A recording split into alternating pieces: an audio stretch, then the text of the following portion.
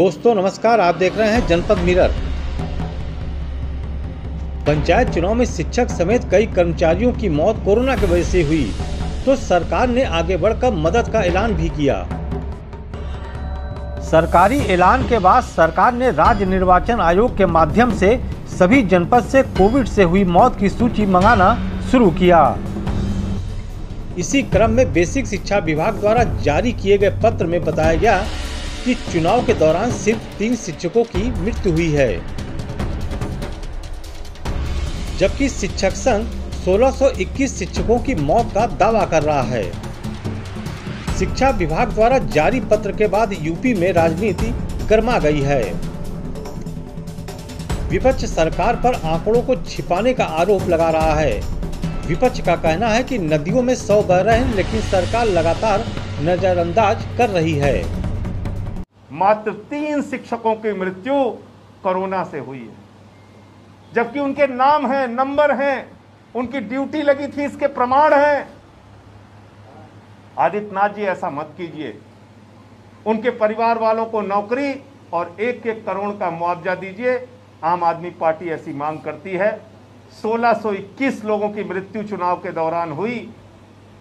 आपने कहा जो लोग ड्यूटी पे जाते वक्त या ड्यूटी से घर पहुंचने तक इस बीच जिसको कोरोना हुआ और इस बीच जिसकी मृत्यु हुई, हम सिर्फ उन्हीं को मानेंगे।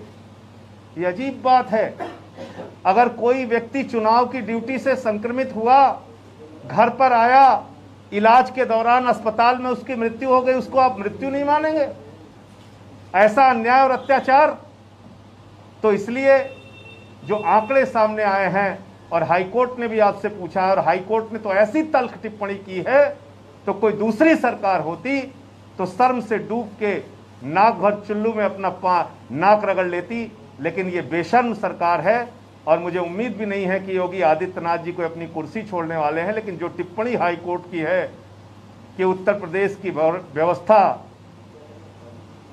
भगवान भरोसे चल रही है, उत्तर प्रदेश में कोई माई बाप नहीं है पूछने वाला, ये अपने आप में बहुत बड़ी टिप्पणी है। वहीं सरकार के मंत्री का कहना है कि विपक्ष शिक्षकों के मामले में राजनीति कर रही है, जबकि चुनाव के दौरान वास्तविक मौत 3 ही है। कुछ शिक्षक संगठनों के द्वारा और उसके आधार पर विपक्ष के कुछ नेताओं के द्वारा जो लगातार एक गलत सूचना दी जा रही है कि पंचायत चुनाव की ड्यूटी के दौरान बेसिक शिक्षा परिषद के 1600 कुछ शिक्षकों की मृत्यु हुई है, यह आंकड़ा पूरी तरह से गलत है, निराधार है। पंचायत चुनाव की ड्यूटी के दौरान राज्य निर्वाचन आयोग की रिपोर्ट के आधार पर मात्र 3 शिक्षकों की मृत्यु हुई है। हमारी उन शिक्षकों के प्रति संवेदना है और उनके आश्रितों को सरकार नौकरी भी देगी और 30 लाख रुपए की अनुग्रह राशि प्रदान करेगी।